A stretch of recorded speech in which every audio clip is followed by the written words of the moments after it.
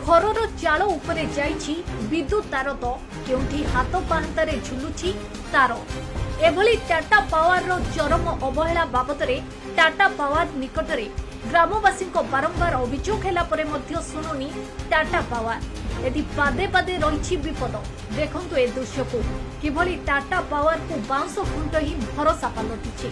केउठी bounce खुंटरे तार बंधा होइछि तो आउ केउठी सिउली गछरे आउ केउठी माटीरू मात्र 5 फुट उच्चतारे झुलुछि तार, जेउथि पई लोकंक प्रति पादे पादे विपद रहिछि। एहाकु नै बालेश्वर जलेश्वर पाइको सीधा उत्तरपड़ा गाँव रे असंतोष देखिबाकु मिलिछि। गाँव रे थिबा मुड़ी मिल पाखरे रहिछि एही ट्रांसफार्मर, जेउठारू पाखापाखी 50 जन उपभोक्ता विद्युत संजोग नैछंती। आउ ए दृश्य को देखंतु ट्रांसफार्मर रु केउ भली भाबे विद्युत वितरण करा जायछि। एतिरु अनुमान करंतु केते सुरक्षित भाबे विद्युत वितरण करा जाउछि। समस्या सदा बेले नाइन रोचे पाख रोचे घर करचे आमर सदा बेले डर लगुच। बहुत हो छुआ मैंने जाऊँच सब स्टेशन पाख गोरु गाई अंडिया सदा बेले पशुंट। काल छाड़ी परसु दिन गोटे छुआ भी से पाख देकी चलिए आमको बहुत भी डर लगे। समस्या माने तार सब उड़ी पड़ी देखुं बारंबार कहवा सहित किसी बुझुना आम सब गोरु ए गोरु सब काढ़ा केमी तार तले चिड़ी पड़ी देखुं साक्षात सब आमको तो रहित हे सरकार किसी बुझुना ए तार रास्ता को दौन ना तार खुंटी पुड़ी दौन जहाँ कर 2017 मसीहारू एभली समस्यार सम्मुखीन होउछंती उत्तरपड़ा ग्रामर एही 50 उपभोक्ता।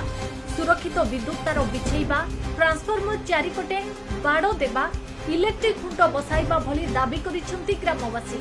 ए संपर्क रे टाटा पावर रो कार्यनिर्वाही अधिकारी सौम्यरंजन नायकों को पचारिबारु से कैमेरा सामने रे किछि प्रतिक्रिया देबे नाही बोली यथाशीघ्र कार्यारंभ हेबो बोली कहिसंती।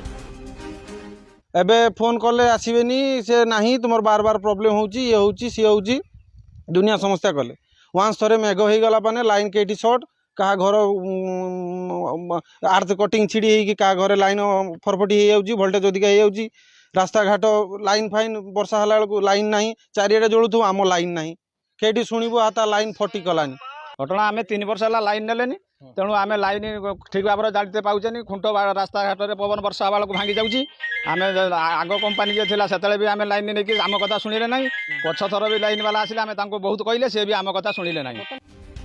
जदि एभली समस्या को टाटा पावर गुरुतर सहकारे नहीं समस्यार समाधान करे ताहेले ग्रामवासी उपकृत होते।